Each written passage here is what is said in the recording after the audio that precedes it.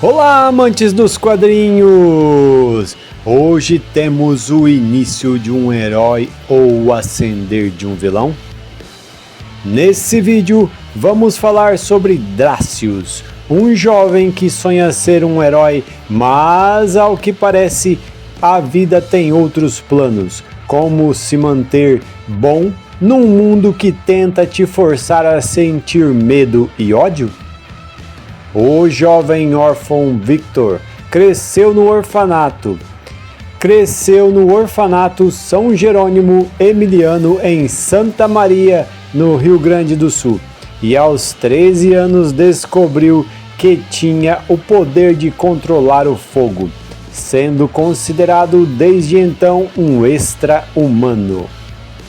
Aos 13 anos também foi adotado, mas os pais adotivos o maltratavam e acabou sendo devolvido ao orfanato. Seu amigo de orfanato, Marcos, um dia antes de ser adotado, lhe confessa que estava sendo abusado por Joca, um dos coordenadores do orfanato, por talvez ser assumidamente gay. Então, quando Joca tenta chantagear Victor para fazer algumas coisas para ele, Victor o queima. E arrependido, ele confessa tudo. Quando ele pensa que está sendo levado pela polícia, ele acorda amarrado em uma cama de um laboratório, onde 2 cientistas fazem experimentos com ele. Esses cientistas fazem parte da Liga Científica, que está de conluio com a organização Caos. Os experimentos querem testar as habilidades de Victor e aprimorar seus poderes, talvez com interesses obscuros. O corpo de Victor, através dos experimentos, agora consegue suportar um limite de chamas, até que um dia, quando está sendo transportado, ele consegue fugir. Em meio a tudo isso, ele se vê em um dilema: ser um herói, como sempre sonhou, ou ser um justiceiro que queima todos até virarem cinzas? Pois tudo o que fazem é tentar feri-lo, e a raiva, o ódio e o sentimento de vingança rondam sua mente e seu coração. A pergunta que fica é como ele irá usar seus poderes? Drácius é um personagem criado pelo artista Draco Matheus Zimmermann, de Florianópolis, Santa Catarina, e pertence ao universo Nona Dimensão. Drácius é um personagem extremamente complexo e fascinante, com um arco que explora temas profundos de dor, superação e moralidade. Sua jornada como Victor, um jovem órfão que descobre seus poderes e sofre abusos tanto físicos quanto emocionais, apresenta uma narrativa crua e realista sobre o impacto do sofrimento e da opressão. Essa construção dá profundidade ao personagem, tornando-o mais humano e relacionável, mesmo em meio a um universo de superpoderes. A narrativa aborda um dilema moral clássico: o que fazer quando o mundo constantemente te empurra para o ódio e a vingança? Victor é colocado em situações extremas, onde a sua raiva, a sede de justiça quase o consome. Mas ele também carrega a fagulha da esperança que veio do seu amigo Marcos, o seu antigo sonho de ser um herói. Essa dualidade entre o bem e o mal é o que o torna Drácius cativante e imprevisível. O elemento de experimentos científicos e manipulação de organizações sinistras como a Liga Científica e a Organização Caos adiciona uma camada de ficção científica que completa bem a tragédia pessoal do personagem. Esses experimentos que ampliam seus poderes de controle de fogo também simbolizam o processo de transformação forçada que ele enfrenta, tanto física quanto psicologicamente.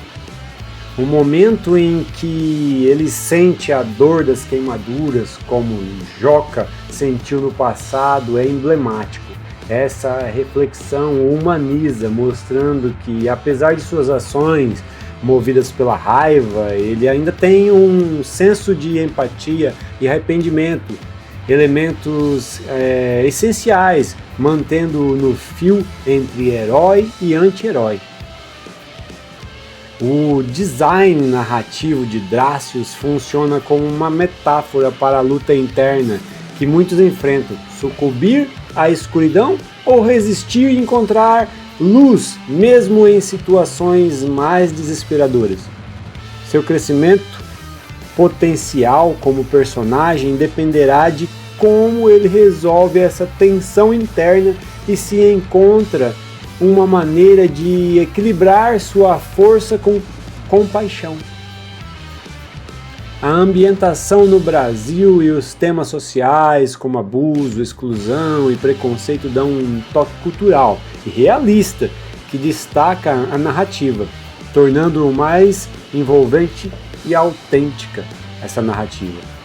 A inclusão de elementos como magia e poderes elevados sugere que o universo nona dimensão pode expandir-se de formas criativas e imprevisíveis, o que promete muito para o futuro do personagem e das histórias ao seu redor. Esse foi o resumo da origem do personagem Drácius, mas se você continuar nesse vídeo, agora eu vou mostrar a HQ de origem publicada na Funtum. Era escuridão, até que alguém ordena que acenda as luzes. O Dr. Brian diz que a cobaia precisa estar acordada, pois o procedimento funcionará melhor assim. A Doutora Maria então ordena que preparem o inalador de nanoarquitetos. Enquanto isso, a cobaia pensa: onde está? Em um hospital ou no inferno? Enquanto isso, os cientistas injetam um soro mutagênico na cobaia. Seus músculos estremecem, seu corpo entra em convulsão e algumas memórias começam a atingir sua mente, lhe cobrando as decisões que tomou. Enquanto seu corpo queima, ele se lembra de 3 anos antes. Também se lembra da época que viveu no orfanato São Jerônimo Emiliano e que, quando criança, sonhava ser um herói. Contudo, aos 13 anos foi adotado por um casal que o maltratava e também foi nessa época que descobriu que tinha poderes. E por não ter controle de seus poderes, ele foi devolvido para o orfanato. Ele se lembra de como manipulava as chamas, fazendo-as passar de uma vela para outra, e era uma forma de ele treinar o controle desse poder, mas às vezes não dava muito certo. E ao tentar acudir o ursinho de pelúcia que pegou fogo, suas mãos fritaram, e Marcos, seu colega, o surpreendeu nesse momento. Marcos pegou uma jarra de água e apagou o fogo, enquanto Victor, olhando para suas mãos queimadas, se lamenta, pensando em que herói de merda ele vai ser assim. Victor vai ficar sozinho, pois Marcos, seu colega, irá ser adotado, e Victor explica que provavelmente ele será exorcizado nesse orfanato católico. Então Marcos se preocupa com Victor e conta que, por talvez ele ser gay, ele estava sendo abusado por Joca. Ele alerta Victor dizendo que ele deve fugir do orfanato para que ele não tente nada contra ele. Victor se lamenta por não poder protegê-lo, pois não sabia de nada daquilo. O ódio toma conta de seu coração e ele quer queimar Joca. Mas Marcos o acalma, dizendo que ele deve ser um herói e não um justiceiro, que eles não devem se transformar em monstros, com a desculpa de que os monstros o feriram. Eles devem seguir os seus sonhos. Marcos de ser um brilhante advogado e Victor de ser o maior herói do país. Victor, que atualmente é usado como cobaia, desperta Victor se sente estranho. Não está enxergando como um humano normal. Ele sente como se seus sentidos estivessem expandindo. Os cientistas dizem que ele está passando por uma experiência muito além da visão, uma termolocalização. Os cientistas querem testá-lo mais. Eles começam a testar a respiração anaeróbica. O O2 em excesso está saindo pela sua pele. A função do teste é saber se o oxigênio expelido pode alimentar as chamas. Enquanto isso, Victor sente sua pele ferver. Enquanto os cientistas analisam os dados, o passado retorna. Victor é questionado ironicamente sobre o que aconteceu com o urso de pelúcia. O coordenador quer usar Victor sem que os padres e o diretor saibam, mas Victor sabe o que ele fez com Marcos e está esperto quanto às propostas de Joka. Victor se concentra nas chamas das velas atrás de Joka e as fazem atingir o armário, e as labaredas de fogo tomam conta do armário. E com raiva ele faz a chama atingir o rosto de Joka e, se aproveitando do momento, o soca. Victor soca novamente Joka, que está sendo tomado pelas chamas.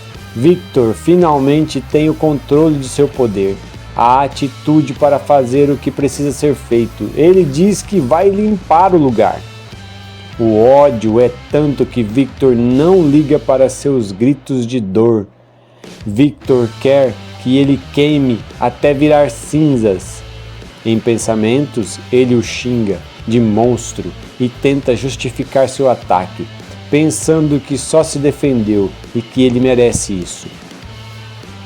Então, ele se lembra das palavras de seu amigo: "Não seja um monstro." E assim, ele volta para o escritório, que está sendo totalmente consumido pelas chamas, com um remorso por ter tentado tirar uma vida, ainda que de um escroto.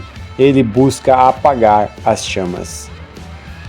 Ele consegue apagar as chamas do corpo de Joka e busca tirá-lo dali, pois naquele momento ele sentiu algo, que se não tivesse feito alguma coisa para impedir, a culpa seria dele e esse peso ele não aguentaria.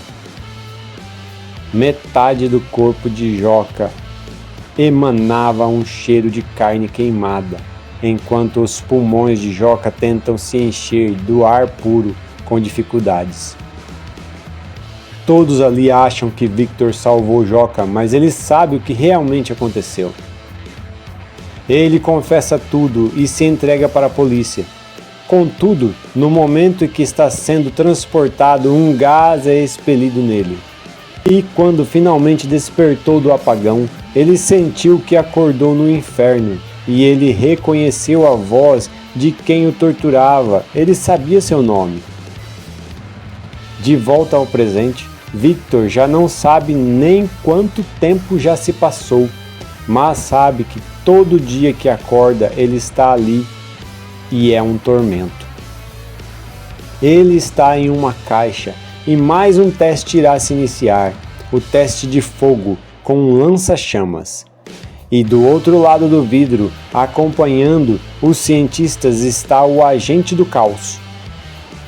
Victor grita dizendo que eles estão malucos, pois ele só controla o fogo, que ele não é invulnerável ao fogo. Eles nem dão a mínima para Victor e iniciam o teste de fogo. Victor sente que talvez seja seu fim. Entretanto, quando as chamas tocam sua pele e ele não sente ser consumido por elas, o medo se dissipa. E agora Victor sabe que ele tem um potencial muito maior do que já tinha e avisa Brian que ele cometeu um erro. Eles se dão conta de que Victor está tentando escapar, mas o cientista Brian diz que a câmera suporta até 8.000 graus.